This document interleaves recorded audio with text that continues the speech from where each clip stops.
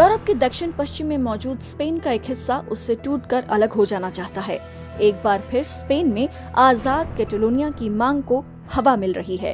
Barcelona की सड़कों पर पिछले दिनों हजारों लोगों ने प्रदर्शन किया और कैटलोनिया के झंडे लहराए। नमस्कार, मैं हूं वर्तिका और आइए आज की वर्ल्ड हिस्ट्री के सेगमेंट में आपको बताते हैं कि स्पेन और कैटलोनिया में आखिरकार विवाद क्या है और क्यों कैटलोनिया के लोग स्पेन से अलग होना चाहते हैं।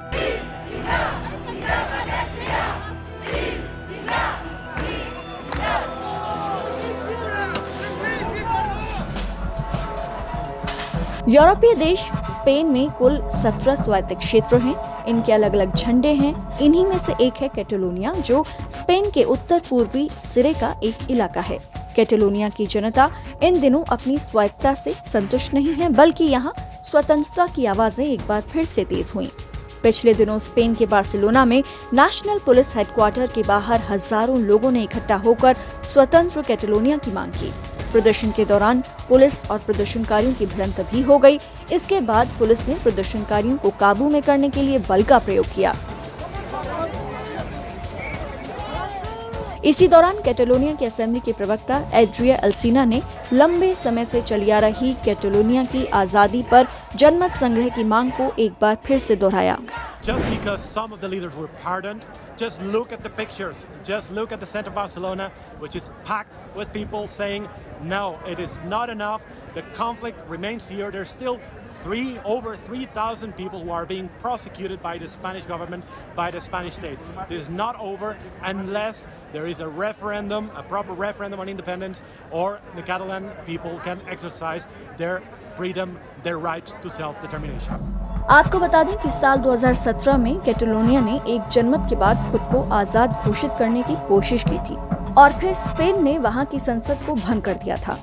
स्पेन में ये एक बड़ा राजनीतिक संकट बन गया था। असल में साल 2015 के चुनाव में कैटलोनिया में अलगाववादियों को जीत मिली थी। साल 2015 में जब कैटलोनिया में कार्लस पुजमोन की सरकार आई तो उन्होंने काफी संघर्ष किया, स्वायत्तता से आगे बढ़कर स्वतंत्र देश बनाने की बात कही। इस चुनाव के दौरान ही इन्होंने कैटलोनिया को आजाद कराने के लिए जनमत संग्रह का वादा किया था। वादे के अनुसार ये जनमत संग्रह हुआ, जिसे बाद में अवैध घोषित कर दिया गया। स्पेन के मैड्रिड में कार्लोस III यूनिवर्सिटी में सोशल साइंस रिसर्चर काव्यांजलि कौशिक उस वाकये को याद करती हैं।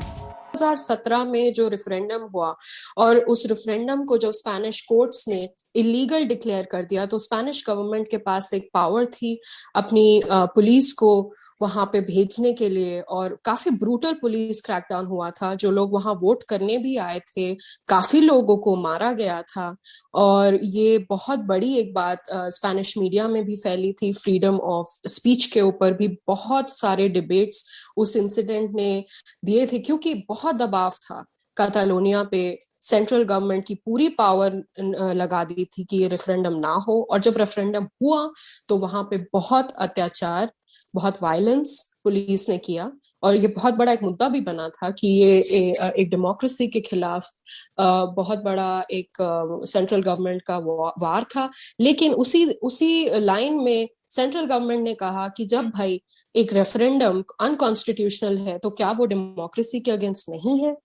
तो ये विवाद दोनों तरफ के बहुत ही 2017 में आके काफी टकराए, जिस वजह से काफी वायलेंस हुई, काफी लोग सफर किए। लेकिन कैटालोनियंस अभी भी, जो आजकल की भी प्रोटेस्ट आप देख रहे हैं, वो लोग कॉन्स्टेंटली प्रोटेस्ट कर रहे हैं। कोविड-19 की वजह से थोड़ी प्रोटेस्ट कम हो गई थी। 11वीं सदी तक स्पेन और कैटलोनिया अलग अलग इलाके हुआ करते थे, जो एक राजा और रानी की शादी के चलते एक हुए।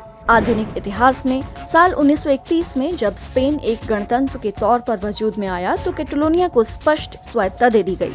लेकिन फिर साल 1936 से 1939 तक चले गृहयुद्ध के बाद स्पेन में जनरल फ्रैंको फ्रांसवा का शासन स्थापित हुआ। इसी के साथ ही कैटलोनिया की स्वायत्तता खत्म कर दी गई, भाषा के अधिकार छीन लिए गए।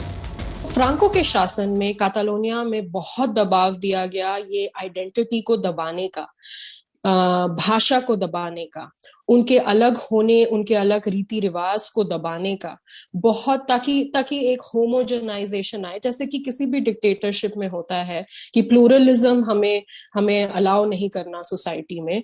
वैसे ही वो कातालोनिया को फ्रांको ने बहुत दबाया, क्योंकि वो जानता था कि कितनी पावर है और कितनी स्ट्रॉन्ग नेशनलिस्ट आइडेंटिटी है कातालोनिया में। तो इसको अगर नहीं दबाएंगे तो शायद वो अपना रूल पूरी तरीके से नहीं जमा पाता, क्योंकि इतना इम्पोर्टेंट रीजन है। तो फ्रांको ने बहुत बहुत ये कोशिश की कि ये आइडेंटिटी, कातालानियंस की भाषा को दबाया जाए, काफी उनका बैन किया, लिटरेचर बैन किया। सो ऐसे बहुत केसेस कातालोनिया में हुए। लेकिन 1970s से जब इंडिपेंडेंट हुआ, जब डेमोक्रेसी आई स्पेन में, उसके बाद से कातालान लैंग्वेज का बहुत रिवाइवल किया गया है, कातालान आइडेंटिटी का बहुत रिवाइवल किया गया है थ्रू आर्ट मूवमेंट्स।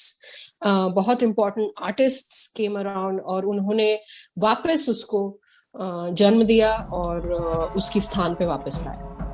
आपको बता दें कि साल 2006 में एक अधिनियम के तहत कैटलोनिया की शक्तियों में इजाफा कर दिया गया था और इसी बीच कैटलोनिया का आर्थिक दबदबा भी बढ़ा और कैटलोनिया को लगने लगा कि जितना हम स्पेन को दे रहे हैं उतना हमें वापस नहीं मिल रहा है। साथ ही 2007 के बाद बिगड़ते स्पेन के आर्थिक हालातों ने जैसे आग में घी डालने का काम किया और फिर रही सही कसर कोविड महामारी ने भी पूरी कर दी। स्पेन में मौजूद सोशल साइंस रिसर्चर काव्या कहती हैं, जो कातालोनिया का टैक्स सिस्टम है, कातालोनिया को उतने टैक्स रिवॉर्ड्स नहीं मिलते कभी भी जितना अलग रीजन्स को मिलते हैं, जो पुअरर रीजन्स होते हैं। तो ऑलरेडी जो रीजन को कम बेनिफिट्स मिल रहे थे क्योंकि वो अपने आप में बहुत शक्तिशाली था, अब वो इफेक्ट चेंज, ऑफ कोर्स उनको काफी इफेक्ट कर रहा है क्योंकि पैसे कम मिलते हैं उस रीजन को, और जो पुअर रीजन है उनको ज्यादा पैसे मिलते हैं। तो लोग गुस्सा है कि इतना माइग्रेशन होता है कातालोनिया में। बार्सिलोना सिटी एक फाइनेंशियल पावर हाउस है, वहां जैसे आप देखते हैं हमारे बॉम्बे और दिल्ली में पूरी इंडिया से लोग आते हैं, वैसे ही बार्सिलोना में पूरे स्पेन से लोग आते हैं पैसे कमाने, एक अपना दिनचर्या ढूंढने, अपनी जिंदगी को बेहतर बनाने। तो कातालोनिया इनको बहुत सपोर्ट करता है, जॉब्स क्रिएट करता है, इंडस्ट्रीज है, textile industries, chemical industries, manufacturing industries Spain की सबसे पावरफुल है कातालोनिया में।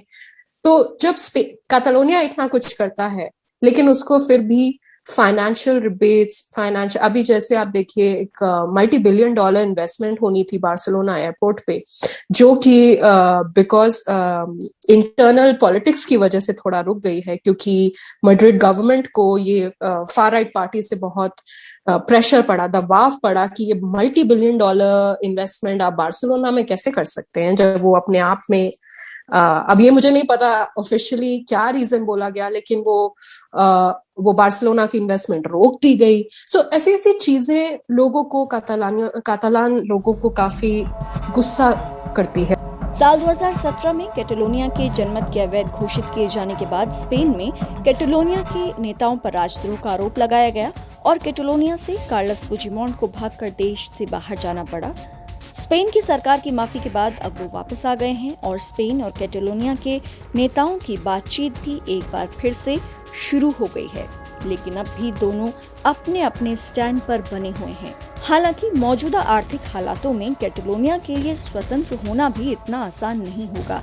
साथ ही कैटलोनिया को स्पेन से अलग होने पर यूरोपीय संघ से जुड़ने के लिए दोबारा अप्लाई करना होगा, जिसमें काफी वक्त लग सकता है।